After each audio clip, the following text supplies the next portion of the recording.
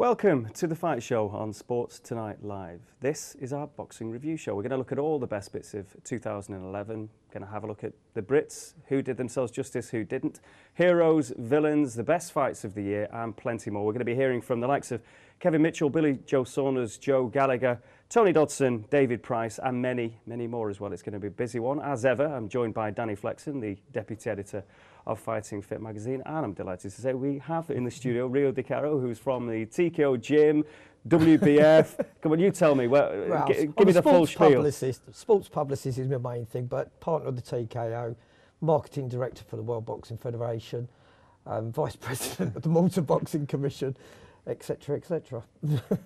A face around the boxing scene, we can happily say that. And anyway, we'll get cracking because we've got a lot to get through, of course. I mean, in terms of the year it has been, we've been hearing an awful lot, I suppose, the last couple of weeks about British boxing. The tail end of the year hasn't really ended in the best possible way, has it? I mean, that's putting it mildly, when it showed so much promise. But if you look back at some of the fights, and I think we can go back to even Matthew Hatton getting a shot out of the blue at Saul Alvarez, stepping up in weight as well to do it over in Anaheim, and didn't quite work out. But it set the scene for what was going to be a run of, say, 10 fights involving British fighters that were going to be pivotal in their careers. Matthew took the chance, didn't work out, but he came back covered in glory. Yeah. You go. Oh, well, thanks, Rio. Yeah, I think Matthew Hatton's a perfect example of someone who's been elevated by a defeat. You know, he'd never fought anyone really above British level before he went out there. He fought Gianluca Branco, obviously, for the European, but he was arguably past his best. He went out there, he fought a young, strong, much bigger world champion in the prime of his career, you know, just approaching his prime, rather. Big guy, didn't make the weight that they'd agreed to, the catch weight. Fight went ahead anyway, he paid a forfeit. Matthew Hatton was brave in defeat, even nicked a couple of rounds, and he'll come back now looking to go again at the world scene. He won't have to drop back down a level. So, in a sense, it's benefited him, the defeat. It's hard as well, I suppose, when you're talking about Ricky Hatton's brother. Yeah. You know, I think he had snipers throughout his career. Things didn't go quite well for him. He's had a few defeats to contend with. People saying you're never going to quite match up. And it's good for him at this stage, as he's approaching the 30 mark himself, to actually make a name in his own right. Well, he's done that in reality, in his own right, because of that fight. He didn't get destroyed in the first round or two, which people really did expect. And Ryan Rhodes, of course, went out and had a similar fight. I suppose you could argue that Matthew did better, but that's a different kind of... I mean, there were different factors involved in Ryan's fight to Matthew's fight. And if we move along in terms of the list of fights that we're going to talk about, in terms of, you know, if you go back to Brian McGee fighting Butte, Ryan Rhodes, Alvarez, as we mentioned, Macklin, Sturm, there was also, of course, Murray, Sturm, Barker, Martinez. But one of the... Towards the end of the year, John Murray getting that crack at Brandon Rios that wasn't expected. It didn't quite work out for John, but I'm delighted to say that a fella that, you know, we'll feel he should have had that fight didn't quite work out for Kevin Mitchell. You are on the line with us now, Kevin. Hi there, you right there? Yeah, we can hear you loud and clear. Now, of course, we're just mentioning the John Murray, Brandon Rios effort. John going out there and taking on Brandon Rios, of course. It didn't quite work out, but yourself and John involved in arguably the fight of the year, certainly one of the fights of the year. That should have been your shot, you feel. It's been a bittersweet year for you, Kev. Yeah, it's been one of the things. I didn't get a shot. I think I watched the rest of the night. I think we didn't look brilliant. I didn't think we looked anything special. I've done a better job on John on the night, you know. And so I finished John off in 8, and I think John, after being beat by me, I don't think he was back how he was when he fought straight back in with Rios. I thought he was still winning 11 rounds with it, but he was like fighting people that stands in his face and fights him. He struggles with movement, he struggles with angles. He struggles with a fighter like me. And I think, that's why probably one of the reasons why we get the extra shot. I mean, Kev, how disappointed were you with the result? Because obviously if John had won the fight, a rematch between the two of you was a natural sell for in England, and that would have been your world title shot.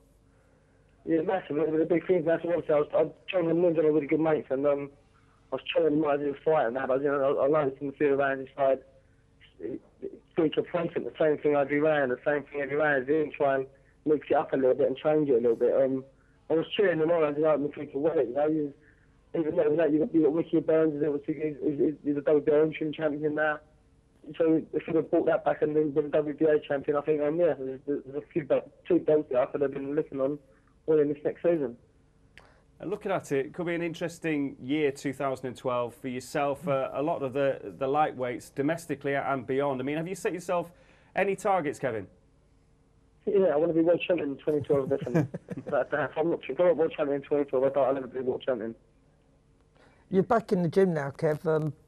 I know you've got a 10-rounder coming up, but do you see the world title shot coming early in the 2012 or more to the end? I've actually got a 10-rounder in February and 2 weeks after. I've been told I'll the next day, I've been 2 weeks in February. And I reckon probably got the world title fight in May, I imagine. I look, Whispers could be back at the West Ham football ground, and I'll play right this time as well. And in terms of Rios, what would you do differently? How would you tackle that fight now, seeing what happened with John, you know, your own style, everything else that's thrown in, should that chance happen? With Rios, or you mean with Rios? Yeah. With Rios, you know, I'll tackle that. I'll go away, look myself around camp, or I've got myself off a TSL, judging. I've done, just got banged for like 3 months, train hard, put the right sparring partners in, obviously tough guys, probably 2 weights above me before starting with sparring, what weights and like middle weights, perhaps middle weights in there to mix it up with.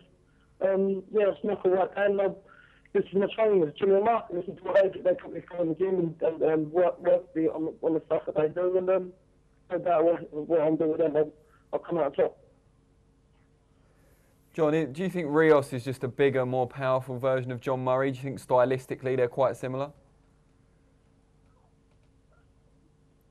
Kev, you still there? Kevin, yeah, I think Rios, I think John's more of a tidiness sort of come to fight. His shots, you know, over exaggerated his shots where it's not like John don't punch. I don't think John does hit as hard. Rios overextends every shot he throws with my hand, big leg strokes, and he throws in with fierce. That's what made John struggle with movement. I think you'll find Rios a lot more worse off than John. I think you see Rios falling over, making his leg kicks miss massively. Because when John was throwing leg kicks, I was coming under him, and John wasn't actually flying forward and trying to overextend his shots. Where Rios, I'd imagine, is going to be full blown, flying overextending his shots, missing. I think it makes it stop, and I think I'll make him pay. But I heard a few whistles. I've heard Rios is going up to the light welterweight division, so I'm not too sure what Rios is actually doing it. So, what happens from there for him. Just a word in general, Kevin, just before we let you go, about British boxing, because of course there have been so many world title fights that haven't come off for the Brits this year, in terms of they've had the fights but they haven't got the W.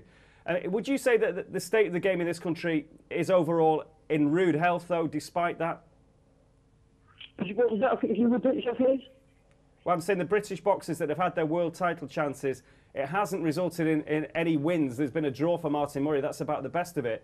I mean, but you say overall that that's because they are at that level, and now British boxers are competing, whereas maybe in years gone by you wouldn't have seen 10 world title fights involving British fighters. No, I think we'll speak for us. Last few shows with Macklin and that, and then Murray, you're looking at disgust. That's the word I'd use, disgust, because when the fight goes out there and win the fight, I see Macklin win, I see Martin Murray and Luke Surprise out winning the fights. There's nothing worse than winning a fight and not getting a decision. And being kids like we are from the fighters' backgrounds we've all come from, you know, you train your whole life to be some sort of champion, and you get there at the world level and you think, you know, out of the 12th goes lane and you've won the title and you don't get the decision. And how heartbreaking could that be for anyone? And for a group of judges to not have their eye on the ball, and like, I think you look at the Macklin fight and the Murray fight, the whole of the world was watching, and we all know who won the fight.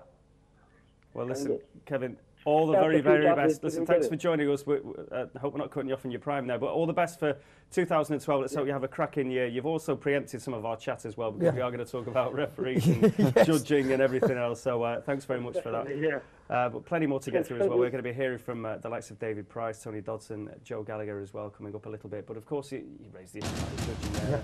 And the point we're trying to make to him there, is it glass half full, glass half empty in terms of, you know, so many world title fights. 10 fights. I mean, it's just magnificent, really. It is, I mean, it would be wonderful if we'd won them all, but, you know, it's boxing. It'd be wonderful if a few more of them were in this country as well. This is them to travel. You've hit it right on the nail on the head there. I mean, it literally is. You're fighting abroad.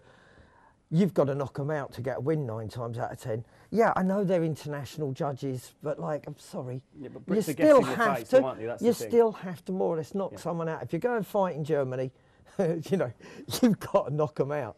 You know, everyone said it in the past, and it's still the same these days. Even with when you've got a British judge on the thing, it still doesn't always. It doesn't make sense. I think a lot of the Brits are in a better situation now than they were before they took the fight, regardless of the defeat. You know, no one in America really knew Matthew Hatton was, apart from being Ricky's brother, until he fought Alvarez and dignified himself with that performance. Same with Darren Barker. Who knew Darren Barker was before he fought Sergio Martinez and gave him problems? He'll come again. He'll be on American TV again. He'll be in demand. And a lot of our fighters, Murray, Macklin, anyone who's pushed them close or entered a good performance, no one's gone out and been whacked out in a round. So it's really good to see them distinguish themselves abroad, and they'll get more opportunities as a result. Very few of them are over 30, so you know, as you're talking about middleweights. And you're taking another thing on that when you think about it. When someone lost a world title shot in the past, they were more or less automatically written off. That's it. You couldn't get a good fight. Intercontinental title fight, John Murray. Yeah. And he gets a world title shot. Yeah. I mean, that's never not heard of before. I can't remember one where that's happened. Can you? No. Well, let's get the opinion of Billy Joe Saunders, one of our middleweight prospects, of course. It won't be too long, I'm sure, Billy Joe, till you're crossing the Atlantic and seeing what you can do with some of the American chaps over there. As yet, you've got no worries in terms of contentious decisions, anything like all goes swimmingly for you. Well, it was. Unless you are actually swimming at the moment. I can't. It was. Are you there, Billy Joe?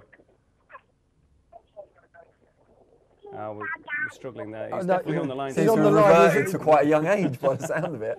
Well, I'm sure we'll get him back unless he butts in at any point. But the point of the matter is, you mentioned a couple of the middleweights there at the end of that chat in terms of the likes of Matthew Macklin as well, who we will talk more about later on. But he was the first to go to Germany and take on Felix Sturm, and everyone was up in arms about the judging. It's amazing though. You know, Martin Murray must have watched that fight and thought, the whole world's seen this, everyone thinks it's a robbery, I'm going to go over, I'm going to get a fair crack now because of all the furore that was created from that. And yet the same thing happened again. Yeah, but at least he was decent enough to make that one a draw. Yeah, although I've got to be honest here and say I actually marked Sturm the winner in both fights. So did you? Maybe I know nothing. Well, I think that the Murray decision, the draw there, I think that was fair enough. I mean, I think that to go there, you've got to rip the belt off. I think the majority of people did. Yeah. I think they were probably both draws. I literally marked it up as a win for Matthew. Well, but again, I think the majority of people did. It's a very subjective sport. What I would say is that it wasn't a robbery in the calibre of, say, Chisora Helenius, for example, which no one marked for Helenius. Yeah, which, of course, he's got a big year to look forward to as well. There's another example, lost the title and he's fighting for the world title. Well, it's how you lose, isn't it? But it's never been that way before. If you lose, you lose, and you kind of like... In fact, funny enough, it used to be the media that used to crucify you if you lost the title. We're not getting that these days. They're not crucifying people. I think we're so desperate for kind of big fights and stars because boxing's such a marginalised sport now that we need these big fights to happen. Yeah, well, you can't afford to get into more of this as well. We're going to just have a quick break. We're going to have the best and worst moments. That's coming up right next on our review of the boxing year 2011, right here on The Fight Show on Sports Tonight Live.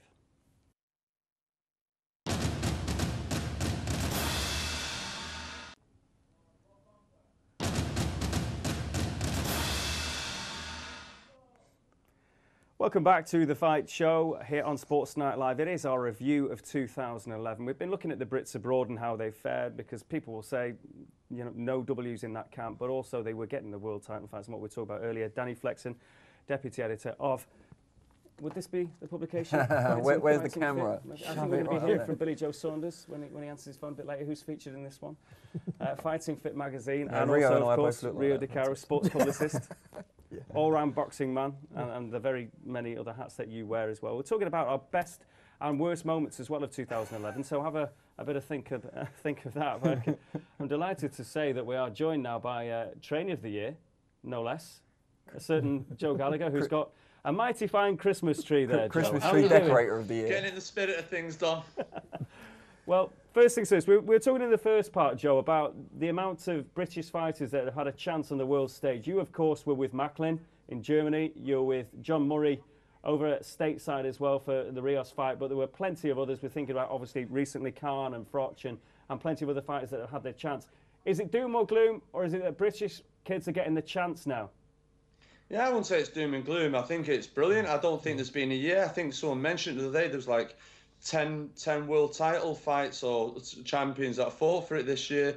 And I think not only that though, they're not fighting what we call Mickey Mouse old belts that used to be WBU. The genuine world title fights, WBA belts, IBF belts, WBC belts, and they're in juicy fights. And I've never known so many fighters fight abroad for them. Years ago, there was just Naz, or there'd be a Lennox Lewis, and that'd be really it. Joe Calzaghe and Rick at the ends of their careers, but they've never had it so good to have so many all at once. Is it important as well that there isn't this fear of losing unbeaten records? Get in there, and if you lose, you know, go out on your shield, you will get chances again. It's about being in good fights and having a good crack at it, isn't it? Yeah, I think slowly but surely the UK promoters and UK TV are beginning to grasp on what America's been doing for years. If everyone would have wrote Richo Gatti off after his first loss, we wouldn't have been able to see many great fights from him. As long as you can fight and you fight with your heart on your sleeve, that's all people want, and that's what they're paid to see. And I think that's what they needed to do with UFC's emergence over the last few years. But you look at the people that fought for world titles this year. John Murray had a loss, Macklin had a loss, Amir Khan had a loss, and like you say, the Carl Froch, and they all came back and put good performances. And so, Joe, who would you pick out as your own? I know it's going to be hard for you to do this, but you've got to answer. Who would you pick out as your own gym star of this year? Because you've got guys who've proved they belong on the world level, but then you've got someone like Crawler who's proved dominant at domestic level. Who's your personal #1 for the year? For this year? Yeah.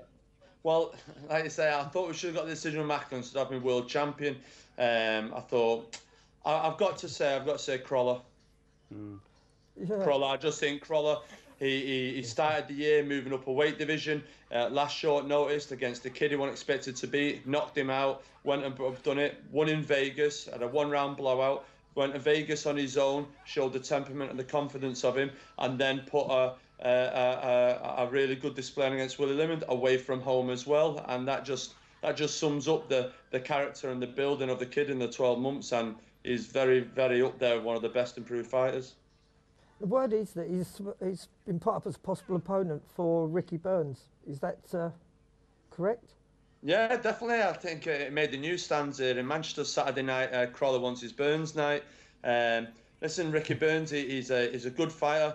The thing is, people say, oh, Burns is too much for Crawler, but Burns is only a super featherweight, just moved up, just as Crawler was at the beginning of this year. I think they're both hungry kids. They both suffered losses early in their career, and I think it's a really good domestic fight while we wait for the likes of your Gavin Rees and your Kevin Mitchells to sort out what they're going to do. I know Rees has got a mandatory coming up, and Kevin's got other issues, but I do think Anthony Crawler, Ricky Burns is two fighters that are both in the prime, and I think that's what makes it a good fight, and it's not a give me for Burns neither.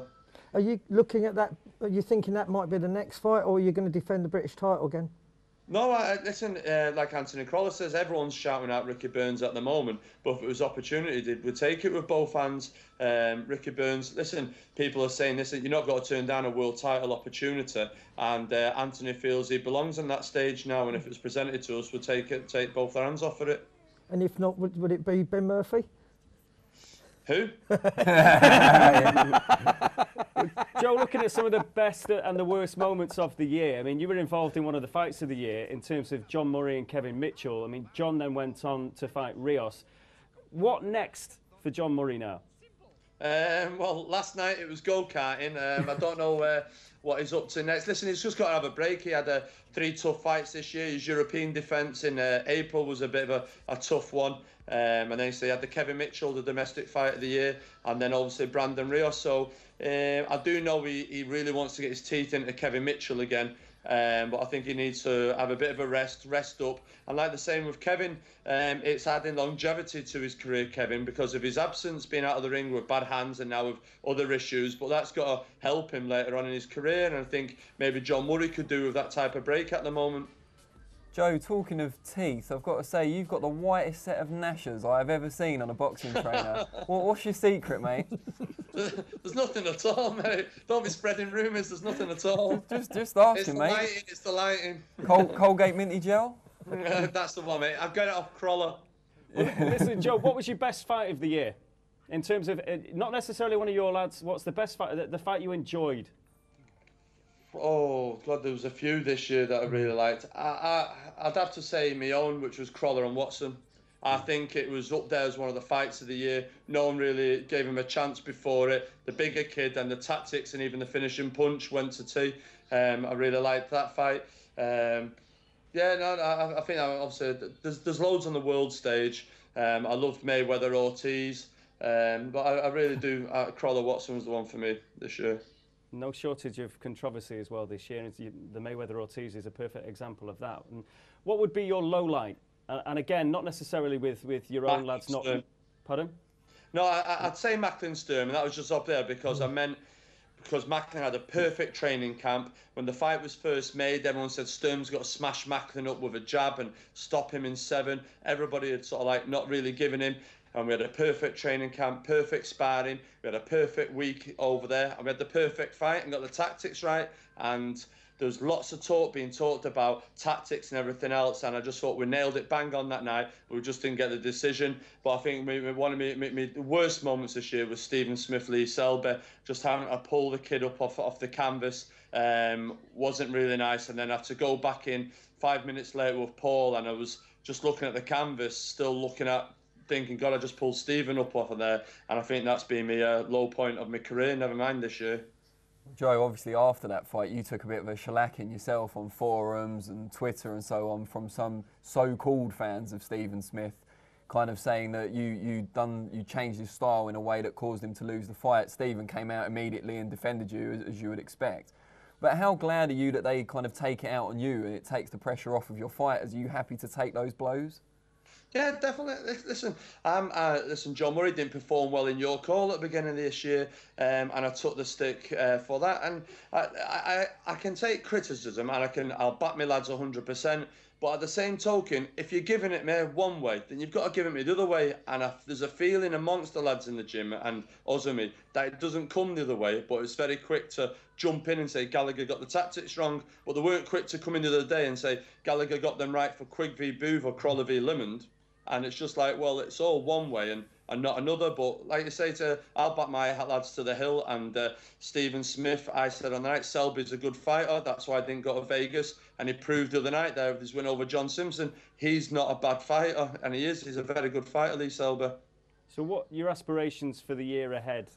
Who's going to come good in the camp? Not just your own, but who's going to come good elsewhere as well? Who are your tips for the year, if you like? I'll start with my own gym first. Just in case we run out of time. I'm telling you now, Crawler, if he gets that Burns fight, Crawler wins that. I'm telling you now, we'll win that. Liam Smith, he's got a huge potential. Him and Callum Johnson, they're not fought much this year, but they've really made massive inroads. They're my 2 tips. I'm sure Macklin will come again. If he gets the Martinez job, he'll beat Martinez. And I suppose I was disappointed with the 2 world title challenges this year, but they're like buses, they'll wait for ages and 2 will come at once, and I think Crawler and Macklin will win me my world titles this year. After that then, on the other stage, I think Kell Brook, will be interesting to see where he goes in the welterweight division there. Obviously, there's your Mosleys, your Bertels, your Pacquiao, Mayweathers, and none of them seem to be going anywhere fast. I think a fight with Berto will be a really good acid test for Kell Brook. I really like the looks of him. Tyson Fury's got to be making plenty of noise, not just with his mouth, but with his fist as well. He's got to come back now. Do you know what I mean? I think him Chisora will be a fantastic fight. And it'd be good to see how Nathan Cleverly does it really against a good, solid American fighter. That'd be really his acid test this year. So I'm really looking forward to them kids. And there's a kid, Mark Heffron. He excites me. That doesn't get the same limelight as Ronnie, but he's a really good fighter. Do you think Tyson Fury needs a kind of northwest firm base with a northwest trainer to just keep his feet on the ground long term? Well, listen, the boxing news of the week he mentioned Freddie Roach, Manuel Stewart and me. I've cut that out on Freddie because what a club to be in. I don't know. I think with Tyson needs to be focused and motivated for fights. I think you're seeing that with Chisora. There was a fear element and you saw the best of him. I've seen these fighters like his last one. There wasn't that fear or motivation. He just expected to win or thinks he can. But I do feel like with heavyweights, they don't peak till late. And with Tyson Fury, you've got to get there too soon. If he gets there too soon, exposed, or if he sits back and be patient, You let the Klitschko's go, fight up, retire, and then it's all open for him. Then him and David Price, them two, I think, can really do something in next year. They need to be kept apart, though. That's a fight that needs to happen in like another 2-3 years. That. Interesting. We are going to hear from David Price a little later on. But before you go, Joe, just tell us what the situation is with Matt Macklin. I know he's stateside and the fight lined up in a couple of months' time, potentially. What's happening with yourself and Matthew? No, Matthew's all right. We've seen Shelby came over. He did a bit before he went back to New York. Everyone's waiting on a date, and that's where we're at the moment. I don't know, no different. Everyone's saying, oh, Matt's in New York and you're here now, not training, but we've not had them discussions yet. He's asked me would I be available to go out and work there if the opportunity presented itself, and I've said yeah, I would do, and we have to work out the logistics of that. But at the moment, there's nothing to report, there's nothing said or spoken. I know Matthew is familiar with using different trainers, and like I say, he's used Buddy McGirt in the past and Freddie Roach. He's been around the gym, and it wouldn't surprise me if that came on board and it was like a two-team. I don't know, I'm just speculating, but at the moment, Matthew's in New York. He's back here this week, I think, for Christmas Island, and then he's just waiting on a date. Fantastic. Well, Joe, thanks very much indeed for your time. Just actually in a word, will Mayweather-Pacquiao happen in 2012? I hope it would do, but it depends with Bob Arum. And I don't think it's Pacquiao-Mayweather. I think it's De La Hoya and Bob Arum. Never asked Joe Gallagher for one word. If it was to happen, again, theoretically, who's the winner? Mayweather. Right. All along, Mayweather will knock him out within 6 rounds. Well, there you go. And we may as well, while we've still got you. The Froch-Ward fight, any surprises there for you? No, I picked Ward all along. Yeah. I picked Peterson via Mir as well. You did? Well, have yeah. you... Tris will clarify that, Danny. And have you picked all your Christmas presents under that big tree? No, I have. There's none under it, mate. Just the 3 British belts, that's all, mate. Didn't you pick Margarito to beat Pacquiao as well, Joe?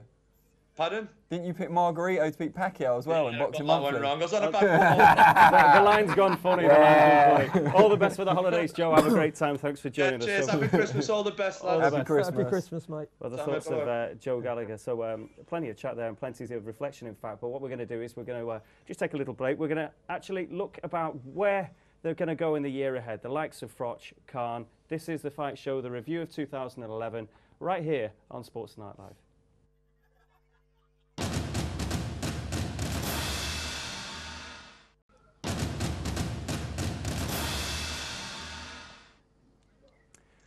Welcome back. This is the Fight Show on Sports Tonight Live. It is our review of 2011 with Danny Flexen, who is the deputy editor of Fighting Fit Magazine, and Rio Di Caro, who's all-round sports publicist and boxing head, is fair to say. Now, we've already decided on some of the key moments of the year in terms of who's covered themselves in glory, who maybe hasn't. We've heard from Kevin Mitchell, from Joe Gallagher. I'm delighted to say as well we've got the Warrior on the Skype wall here. We've got Tony Dodson, and pleasure to have you on here. Now, you've got your own ambitions for 2012. Tony, what's going to happen? There's going to be a fight. As always, when I perform, I like to make it exciting. I like to give it all in the ring, leave nothing in the ring, and 99.9% of the time I come out on top. I'm on a great winning run at the minute. Since I moved up to light heavyweight. I mean, I personally think that killing myself to make super middle was the reason why I underperformed in a lot of my fights, and I just didn't make it in that final, the final little bit that you need to be a champion. I'd say it was down to the diet, down to struggling to make the weight. So since moving up to light heavy, I think I made the statement and proved that, I've still got it, and I'll be a champion again soon. If you can just move back a little touch, Tony, because we're not getting you. That's beautiful. Now, when you were at super middleweight, you did, of course, fight. Yeah, so big, you just can't miss it. Sorry, guys. When you were at super middle, I know you've stepped up, as you were explaining there, to light heavy, but the Carl Froch fight, who, of course, was involved in action with Andre Ward. What did you make of the fight? To be honest, Andre Ward totally surprised me. The guy was just like a masterclass. I personally didn't think that Andre Ward, with the experience he had at top level, could do that to Carl Froch. I thought Carl was going to be far too experienced, basically far too cute. I thought whatever Andre Ward brought, Carl would have the the answer to it, and that just weren't the case. He surprised me, and on that performance, I'd say he's going to be possibly one of the pound for pound best in the world very, very soon. Tony, obviously, like you say, you're on a great run, but arguably your most important match of the year was your wedding. You got married in 2011. Yeah, I want to congratulate you for that. That's a fight that I'll never win, so I'm not even. Now you're starting to settle down. Does that affect your attitude towards boxing now? Are you kind of looking for the big paydays and the mega fights as soon as possible? I just want to keep winning. I mean, my last fight when I boxed Darren Stubbs for the IBO title, I basically got nothing for it, because that just shows the passion that's still there. I'll fight and train for 10 weeks like a Trojan, just in order to get where they need to be. If the big money fights come, because at the end of the day, that's what it's all about. I'll be happy to accept them and happy to get the money at the end of the day. But I boxed as an amateur for years, won endless titles and didn't get paid for it. So, now I'm lucky to have a guy called Peter McGuinness looking after me a little bit. He helps me out with training expensive, etc. and stuff. So it takes a little bit of pressure off me. But yeah, we're in this game to make money. And 2012, I think the big fights will come. I think I'm like the danger man in the division now. I think I'm ranked number 5. I've just been nominated to fight Bob Adjuser for the English title, and I'm finally eliminated for the British title. So hopefully we'll see Bellew move on to European levels, because he's proved he's beyond the domestic scene at the minute. And fair play to him, he's performing and he's doing really well. Me and Bellew were close friends, so anyone who's ever thinking that the fight's going to happen can think again it isn't. But I suppose that the case is anyway, as you say, that he can move on. But that could have come for you anyway. Had he beaten Cleverly, you could have been fighting for that British title now, couldn't you? Well, that was the plan. I mean, no disrespect to Nathan. I liked Nathan, and I think he's a fantastic champion. But I honestly did fancy Bellew to win that fight. I didn't publicly say that because I didn't want to upset both the guys, you know what I mean? It's just when you've got two people in the ring that you know and like, you just like to stay on the, sit on the sidelines and just enjoy the boxing. But I fancy Bellew to win that, and it didn't happen. So back to plan A, which is just keep fighting and keep winning. I think we're quickly learning, Tony, that you're not the best person to go to for tips on the fights. No, that's the thing with me. I don't even bet no more, because every time I bet, it just goes the other way for me. So in future, guys, every now and then I get it right, so you might get lucky, but 50% of the time I'm wrong. What would be your pick, though, Tony, in terms of the fights that you've watched then in 2011? What's the highlight for you? I loved Kevin Mitchell versus John Murray. I thought that was a fantastic fight. It had everything, because the pair of them put everything on the line. They just went toe to toe. They showed pure grit and what it takes to be a champion. But on the plus side of it, Kevin then showed skill and brain power to weather the storm and come back with just a pure flurry of class. For me, that was possibly one of the best fights of the year. Couldn't agree with you more on that one. If that's a highlight, I mean, any lowlights for you in the world of boxing this year? Anything that's left you thinking, God, we need to book up our ideas in this sport? Not really. I mean, when it comes to boxing, I'm a very, very selfish person. I care about number one. So to be honest, I don't really care what goes on in anybody else's thing, with their career. I'm here to look after me and produce and perform for everybody with what I do. So, I mean, don't get me wrong, there's been fights that should have happened, that haven't happened, that disappointing, obviously, like Mayweather and Pacquiao. I would have loved that to have happened, but politics again in the world of boxing taking over and causing that not to happen. And also, I was touted to fight what's his name, Oval McKenzie, for the Commonwealth Light Heavyweight title, which didn't come off. I was hoping, fingers crossed, that would have happened, because I'd have destroyed him. Oval, no disrespect to the guy, but 11 losses on your record. What are you? You're a journeyman. I'd call him sir still. I'm sorry. Yeah, same here. Yeah, I don't know, but it's just a fight that I thought I could have won. It might happen in 2012, and we'll see. I'm not overlooking the guy. The guy can punch, but in my estimation, that's all he can do. So, Tony, we're doing a review of the year. It makes you quite philosophical. How would you compare yourself now to the Tony Dodson of, say, 5-7 years ago? What are the pluses and minuses?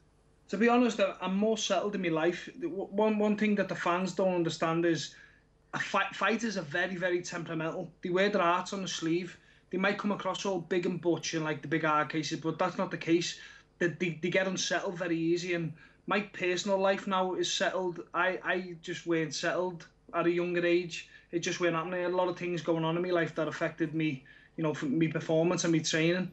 And you know, I had a sleeping problem where I used to like not sleep at all. I used to be up till all hours, like 4 or 5 o'clock in the morning, and then I'd be up at 7 for running. Do you know what I mean? It weren't happening. You can't burn the candle at both ends.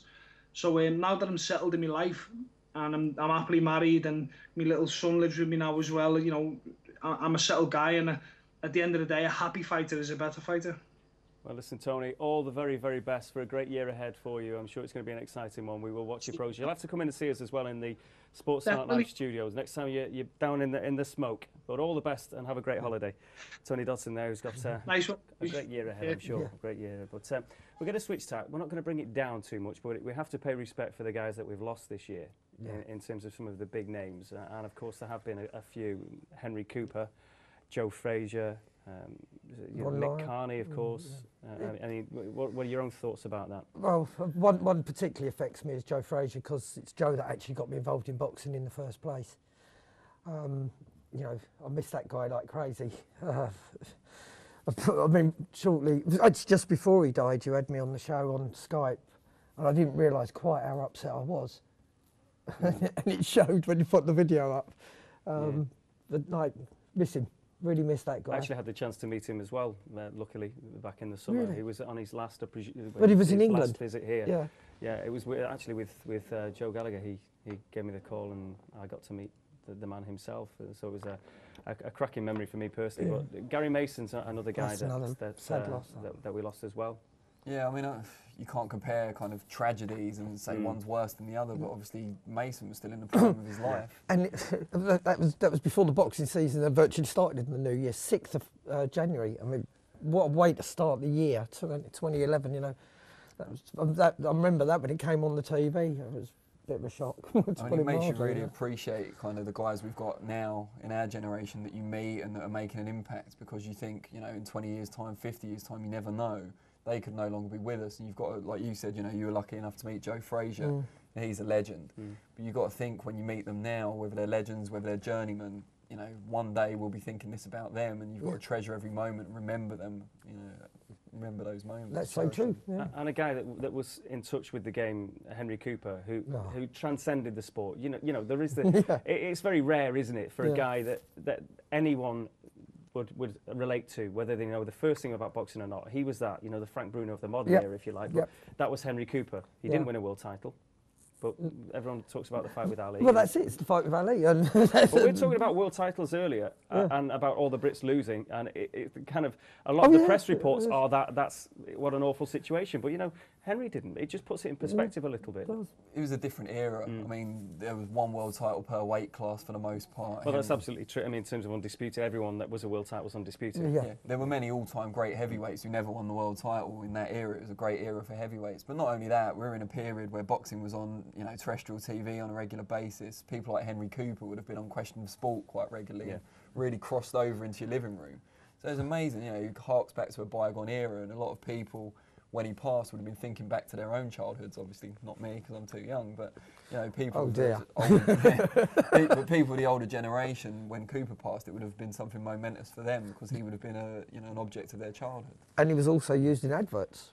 One of the first. I know that much. I suppose another point which we will talk about as well in the final part of our programme, our review, is that, you know, Henry, terrestrial TV.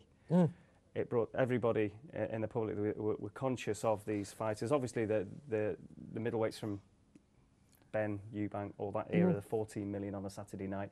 It's been a different world in terms of terrestrial TV and satellite TV. It's same. It's not just here. It's the same in America. Nearly everything's cable. Yeah. That's just changed. I mean, Kathy Dover's now doing NBC Network. Well, we're going to talk more about that. We're going to talk Box Nation with Francis Warren. We're going to talk about our dream fights of 2012 as well. That's right here on The Fight Show on Sports Tonight Live.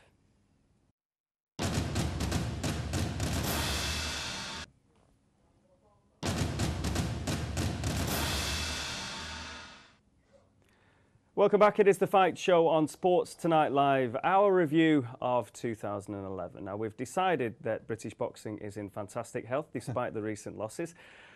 What's going to happen now with Carl Froch? Well, Rio and I were actually talking about this off air, not giving away too much of our good stuff, obviously. And we think the best option for him now is probably a rematch with Kessler in England. You know, it can make both of them a lot of money. Froch has got a chance to put right a loss on his record that he feels was unjust. You know, he had problems leading up to that fight with the ash cloud disrupting his preparations going over there as well. So, I mean, getting it back, home advantage. Kessler's got a bit older. I mean, obviously so's Froch, but Kessler took much more of a beating at the fists and head of Andre Ward than Froch did. So it's a really interesting, sellable rematch for Froch. A nice way back, I think, at the top level. It's the perfect one.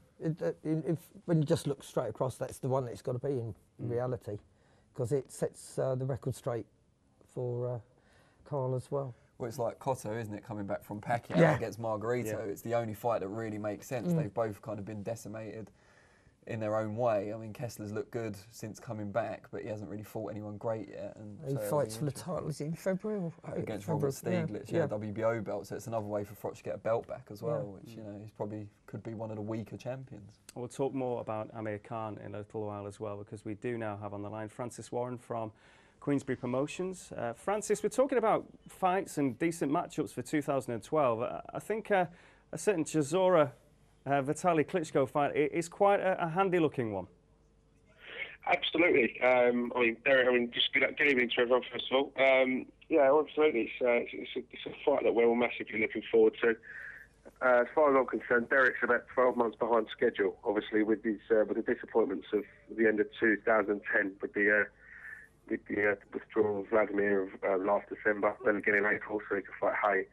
I think Derek did himself a real lot of credit when he fought Hayes, despite the decision. But next year, you know, he's going to power on. He's going to get himself in shape. He's already back in training. You know, taking his foot off the gas since getting himself in great shape for the Hayes fight. And you know, we're all very Derek wouldn't have had the fight, and we wouldn't let him have the fight if we weren't all very confident he could do the job. Francis, your dad has often been praised for getting the world title fights, firstly at the right time, but also with home advantage. Is the fact that obviously John Murray went over Chisora against Helenius and now against Klitschko, is it an example of a more adventurous new era, kind of having more, you know, faith in those fighters to go abroad and do the business? I think, the Klitschkos, you're never going to see them travel too far. And you know, in the case of Murray, you know, Rios was was an established champion. You know, John got given the opportunity I mean, I don't want to say try his luck, but you know, to go over there and and give it his all. But you know, I think it's obviously the circumstances. You know, we would not be expecting Nathan Cleary, for example, to be travelling too far because he's the established champion. But you know, our guys are chomping at the bit to make a name for themselves. And yeah, I mean, you offer young fighters a chance to go and have a go at Klitschko. They're going to go and do it, or a Rios. So I think they're not as much fear of getting on a plane and going and getting amongst it abroad as they used to be. I guess Chisora, you would say, deserves our admiration because there's so many fighters seemingly waiting for the Klitschkos to retire. Alexander Povetkin being a prime example, whereas he's seizing the day and he's willing to go out there and have a crack at them now. Well, in the case of Povetkin, I was at a press conference after he beat that old fella Boswell, and Freddie Boswell, which was the fact that it took so long to get Boswell out of there, I thought was a bit of a I thought maybe he just wasn't up for the fight. I mean, he could get up for that sort of fight, and Moko Huck challenging him and setting that fight up now. I mean, that heavyweight division needs breaths of fresh air, not cruiserweights blowing up to fight for genuine world titles. So, sorry, go on. I was just going to say, and the plan would be that Box Nation will be screening and will be along the way for all of these as well. I mean, how would you give us your first kind of report, if you like, about Box Nation, how it's performing, and your plans for the year ahead? Well, I mean, personally, I've enjoyed all the stuff that's been put on, not just the ones that we've been involved with, Queensberry have been involved with. we've had some fantastic odds put on by my dad's outfit, and we've had some fantastic international fights. We've said Cotto Margarito, the Rios fight, the Vanius fight. Donniere's been on, and I think there's quite a long list of excellent world title fights. And we just announced today that Derek and Vitali's fight will be on Box Nation, as well as Nathan Cleveland on the 27th of Feb, plus Burns in March. We're just looking to carry on where it's left off, and make sure that all the top fights from around the world are available to our subscribers. Getting back to Queensbury now. I mean, you've put on some great shows since September this year. Out of the boys that you've got, who do you see as your main fighters for 2012? Well, obviously, we've got a really interesting matchup on the 13th of Jan.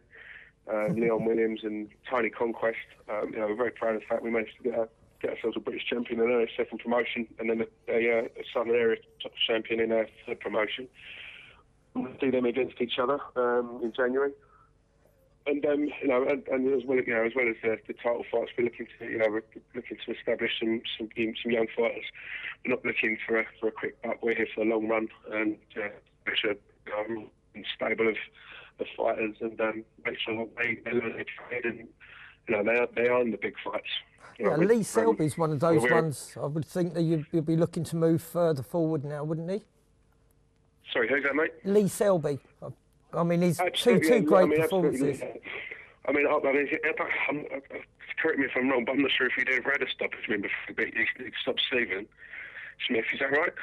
Say that again. I don't think he'd had many stoppage wins before he stopped Stephen Smith, and then he that's right, two explosive performances.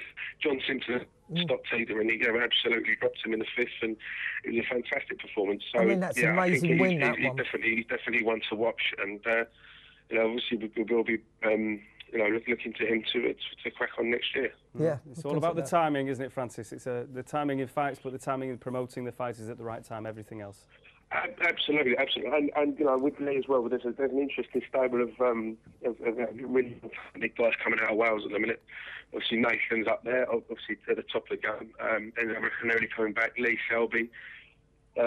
We've got Liam Williams as well, and so there's some interesting things hopefully happening in Wales in the next 12 months. So we'll be doing shows down there again. I think something that's been missing since Joe Calzaghe retired. Well, Francis, thanks very much indeed for joining us on our fight review show here on Sports Night Live, and all the very best for 2012. Thanks, Francis Warren, MD of Queensbury Promotions there. So, again, exciting matchups to look forward to on Box Nation. Let's get down to the business now of what we want to see in 2012. Because, our guests have had their say. What's it going to be for you, Rio? Oh, gee, put me on the spot on this one.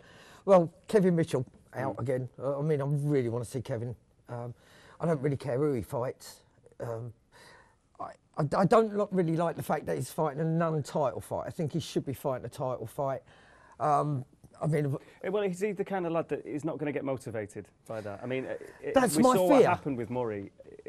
That was him at the top of his game. If you see him in training on that, if you see him in training for that, I mean, it was a closed gym, so people didn't see him. I was there for both that and the Casides camp, and the difference was unbelievable. And you would have thought you'd been up for the Casides, but Kevin, when he's right, is the best in the world.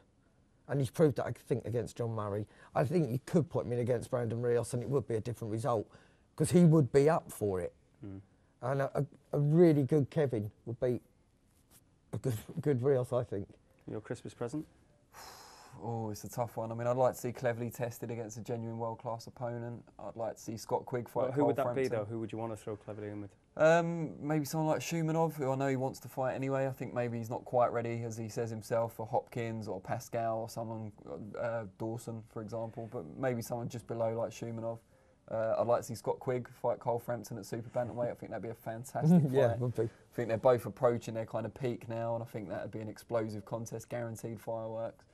I'd like to see Groves and DeGale both go on to achieve further than they have. I mean, DeGale's already European champion, but I'd like to see them both do well at world level. And if we're doing wishes, and you're the genie of the lamp, why not Chisora beat Klitschko? Oh, Well, wow, I thought you were going somewhere else then, because we managed to get through that bit of chat without, again, Mayweather, Pacquiao. Will it happen? And if so... I'll be absolutely honest with you. It's kind of like been going on for so bored now. long now. Yeah. If it happens, it happens. If it don't, I really don't care, in a way. And what's worse is, I was always a Pacquiao man. And as this is drawn on, I think if they met, it would be a Mayweather fight, so I'd rather not see the fight. Yeah, I see your point. I mean, I think a lot of people will write Pacquiao off now based on the Marquez fight, and maybe that's just not writing him off. No, but a lot of people will. Yeah. I think that's enough to get him to lower his wage demands, which makes the fight more likely to happen, and B, make Mayweather just a little bit more confident, which will help the fight to happen. So that's true. Fingers crossed. We haven't even mentioned David Haye. We're almost running out of time, but David Haye, who will come back in 2012, and presumably fight Vitali after the Chisori. They reckon June. Fight. We've just wished for Chisora to win, haven't we? So that causes a problem. Yeah, that causes a problem. Haye Chisora, Wembley Stadium, June. Everybody's going to see it here on the Fight Show. On Sports Night Live. We're in agreement on that one. The deal's been done. Thank you for your company with that's our review show of 2011. But join us right here on the Fight Show every week on Sports Tonight Live.